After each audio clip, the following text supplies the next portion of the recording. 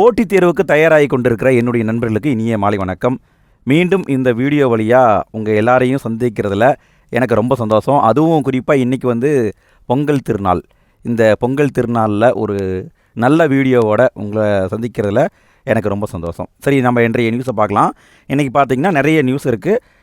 கிட்டத்தட்ட இதில் ஆல்ரெடி நம்ம பார்த்த நியூஸும் இருக்குது, புதுசாக வந்ததும் இருக்குது. சிம்பிளாக தான் இருக்குது, ரொம்ப கஷ்டப்படுற மாதிரியெல்லாம் எதுவுமே இல்லை. சரி, ஒன் பை ஒன்னாக பார்க்கலாமா? வீடியோக்குள்ளே போகிறதுக்கு முன்னால் ஒரு சின்ன ரெக்வஸ்ட். வீடியோ பிடிச்சிருந்தா மறக்காமல் லைக் போடுங்கப்பா. வீடியோ எப்படி இருந்தது அப்படிங்கிறத வீடியோவை பார்த்துட்டு கடைசியில் கமெண்ட்டில் போட்டு விடுங்க. சரி, இன்றைய முதல் நியூஸ் என்ன அப்படின்னு கேட்டிங்கன்னா, அயலக தமிழர் தினம் சென்னையில் நடந்திருக்கு. அதை பற்றி நியூஸில் போட்டிருக்காங்க.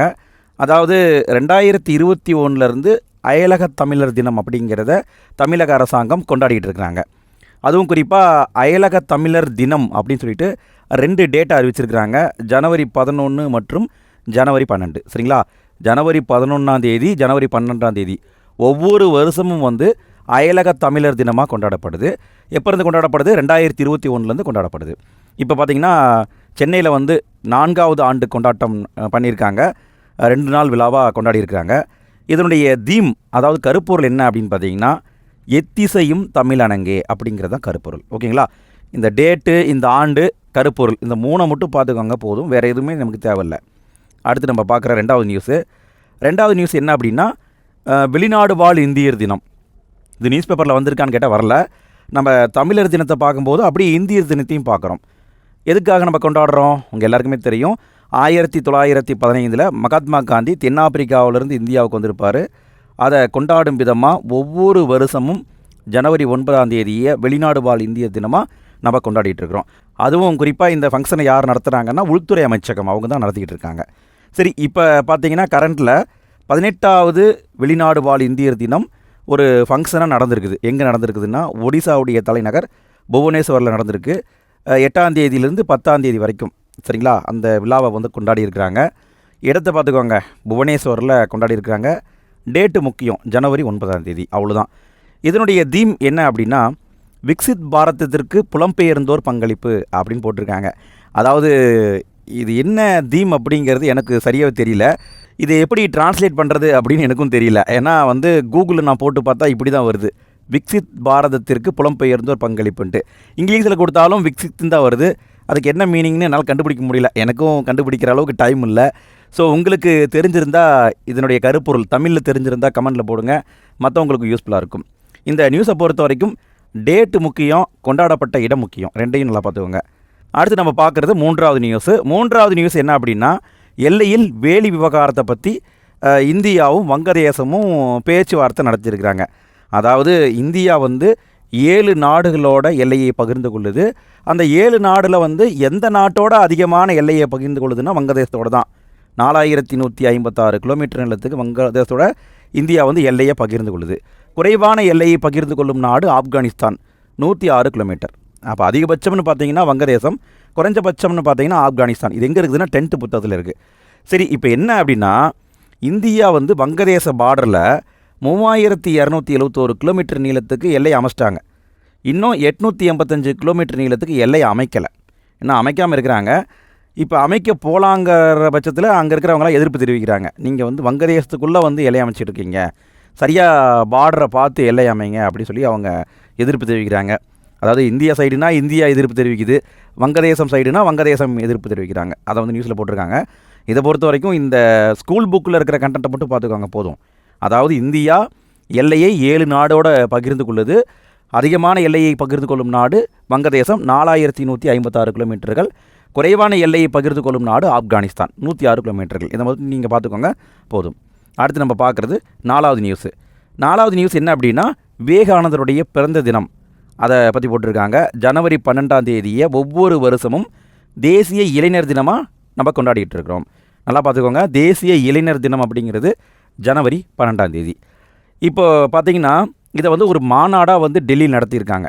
விவேகானந்தர் பிறந்த தினத்தை ஒரு மாநாடாக டெல்லியில் நடத்தியிருக்காங்க. அந்த மாநாட்டுக்கு பேர் என்னென்னு பார்த்தீங்கன்னா, வளர்ச்சி அடைந்த பாரதம் இளம் தலைவர்கள். இதுதான் அந்த மாநாட்டுடைய பேர். இந்த பேரில் ஒரு மாநாட்டை நடத்தியிருக்காங்க. அந்த மாநாட்டில் பிரதமர் கலந்துக்கிட்டு நிறைய பேசினார். அதில் குறிப்பிட்டு சொல்லணுன்னா ஒரு விஷயத்தை சொன்னார். என்ன அப்படின்னா, 2030க்குள்ளே பெட்ரோலில் 20% எத்தனாலை கலப்போம் அப்படின்னு சொல்லியிருக்காரு. அதாவது எத்தனாலை கலக்கிறதுனால சுற்றுச்சூழலுக்கும் பாதிப்பு கிடையாது, நம்முடைய காசையும் மிச்சப்படுத்தலாம். ஏன்னா இந்தியாவிலேயே அதிகமான கரும்பு உற்பத்தி செய்யப்படுது, கரும்புலேருந்து தான் எத்தனால் தயாரிக்கிறாங்க, உங்களுக்கு தெரியும். ஸோ 20% அப்படிங்கிறத 2030க்குள்ளே நம்ம பண்ணிடணும் அப்படின்னு டார்கெட் வச்சுருக்காங்க. அதை பற்றி பிரதமர் சொல்லியிருக்காரு. இந்த நியூஸை பொறுத்த வரைக்கும் என்ன பேரில் மாநாடு நடந்துச்சுன்னு பார்த்துக்கோங்க, எந்த டேட்டு தேசிய இளைஞர் தினம்னு பார்த்துக்கோங்க. எல்லாமே முக்கியமான பாயிண்ட் தான். அடுத்த நியூஸை பார்க்கலாமா? அடுத்து நம்ம பார்க்குற 5வது நியூஸு இங்கே கொடுத்துருக்காங்க பாருங்கள். ஜிஎஸ்டியை பற்றி கொடுத்துருக்காங்க. அதாவது ஜிஎஸ்டி வந்து இந்தியாவில் 5 டைப்பாக வந்து வரி விகிதம் இருக்குது, ஆனால் மற்ற நாடுகளில் அந்த மாதிரிலாம் கிடையாது அப்படிங்கிற மாதிரி ஒரு ஆர்டிக்கல் போட்டிருந்தாங்க. அதெல்லாம் நமக்கு தேவை கிடையாது. நமக்கு தேவையானது வந்து ஸ்கூல் புக்லேயே இருக்குது. இது எங்கே இருக்குதுன்னா 10ஆம் வகுப்பில் இருக்குது. 10ஆம் வகுப்புலேயும் 8ஆம் வகுப்புலேயும் ஸ்கூல் புக்கில் ஜிஎஸ்டியை பற்றிய தகவலும் இன்னும் சில தகவல் இருக்குது. அதை மட்டும் நம்ம பார்ப்போம். ஜிஎஸ்டியை எப்போ அறிமுகப்படுத்தினாங்கன்னா 2017 ஜூலை 1 அறிமுகப்படுத்தினாங்க. ஆனால் பாராளுமன்றத்தில் எப்போ தாக்கல் பண்ணாங்க அப்படின்னா மார்ச் 29, 2017 தாக்கல் பண்ணாங்க. ஓகேங்களா? 2017 மார்ச்லேயே வந்து தாக்கல் பண்ணிட்டாங்க. ஜூலை 1 அது சட்டமாக வந்துருச்சு. அடுத்து பாருங்கள், ஜிஎஸ்டி வர்றதுக்கு முன்னால் வந்து சேல்ஸ் அண்ட் சர்வீஸ் டேக்ஸ்னு ஒன்று இருந்தது. அதாவது பண்டங்கள் மற்றும் பணிகள் வரி அப்படின்னு இருந்தது இந்தியாவில். அதை தூக்கிட்டு தான் ஜிஎஸ்டியை கொண்டு வந்தாங்க. இந்த பண்டங்கள் மற்றும் பணிகள் வரியை கொண்டு வந்த முதல் நாடு என்னன்னு பார்த்தீங்கன்னா ஃப்ரான்ஸ். 1954 கொண்டு வந்திருப்பாங்க. அடுத்து பார்த்திங்கன்னா பணம் மதிப்பிழப்பு இந்தியாவில் ஒரே ஒரு டைம் பண்ணாங்க. எப்போ பண்ணாங்கன்னு எல்லாருக்குமே தெரியும். 2016 நவம்பர் 8 பண்ணாங்க. அடுத்தது நாணய குறியீடு. இப்போ இந்தியாவுடைய நாணய குறியீடாக நம்ம யூஸ் பண்ணிகிட்டு இருக்கோம்ல, ஒரு மாதிரி சிம்பிள் இருக்கும்ல, அந்த சிம்பிள் வந்து எப்போ உருவாக்கப்பட்டதுன்னா 2010 ஜூலை 15 உருவாக்கப்பட்டது. உருவாக்கியவர் யாருன்னா தமிழ்நாட்டுக்காரர் தான். தமிழ்நாட்டை சேர்ந்த ஒருத்தர் தான் இந்த டிசைனை வடிவமைச்சார். அவர் யார், எந்த மாவட்டத்தை சேர்ந்தவர் அப்படிங்கிறது தெரிஞ்சால் கமெண்டில் போட்டு விடுங்க. எத்தனை பேர் ஸ்கூல் புக்கை படிச்சிருக்கீங்க அப்படிங்கிறத நான் தெரிஞ்சுக்கிறேன். அதாவது இந்த பாயிண்டெல்லாம் வந்து ஸ்கூல் புக்கில் இருக்கிற பாயிண்ட் தான், ஒன்றும் நம்ம புதுசாக பார்க்குற பாயிண்டெல்லாம் கிடையாது. அடுத்து கடைசி பாயிண்ட்டை பாருங்கள். ராஜாஜி தான் உலகின் முதல் விற்பனை வரியை அறிமுகப்படுத்தியவர். உலகத்திலேயே முதல் முறையாக ராஜாஜி வந்து விற்பனை வரியை அறிமுகப்படுத்தினார். அதுவும் சேலத்தில் அறிமுகப்படுத்தியிருப்பார். நீங்கள் வரலாறு பகுதியில் படிச்சிருப்பீங்க. அடுத்த நியூஸை பார்க்கலாம். அடுத்த நியூஸ் வந்து தமிழ்நாட்டில் மழை அளவு எப்படி இருக்குது, தமிழ்நாட்டில் மழைப்பொழிவு எப்படி இருக்குது அப்படிங்கிறத பற்றியெல்லாம் பேசியிருக்காங்க. இதில் முக்கியமானது மட்டும் பார்ப்போம். 2024 அதாவது போன வருஷ டேட்டா படி தமிழ்நாட்டுடைய மக்கள் தொகை 7,71,00,000 பேர்.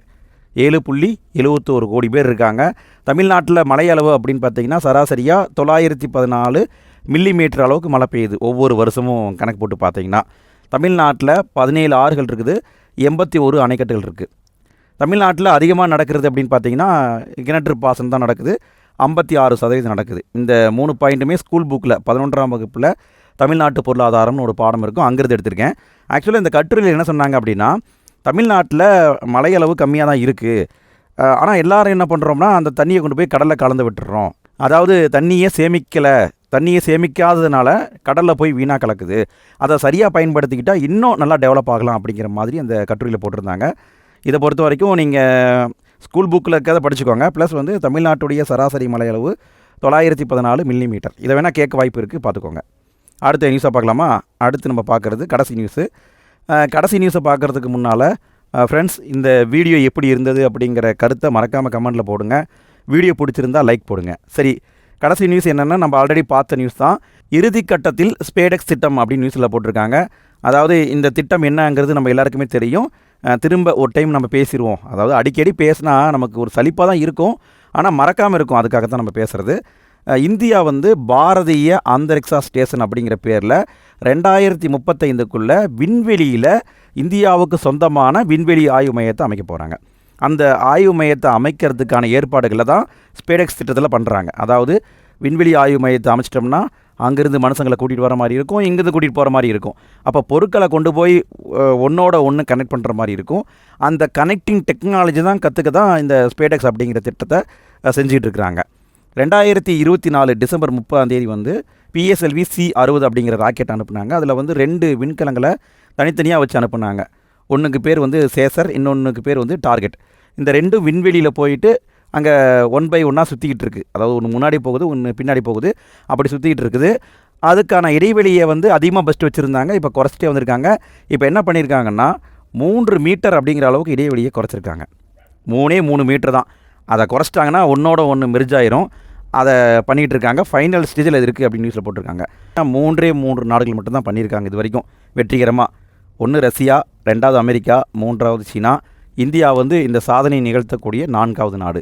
கண்டிப்பாக சாதனை பண்ணிடுவாங்க. சரிங்க, இன்றைய நடப்பு நிகழ்வு வீடியோ முடிந்தது.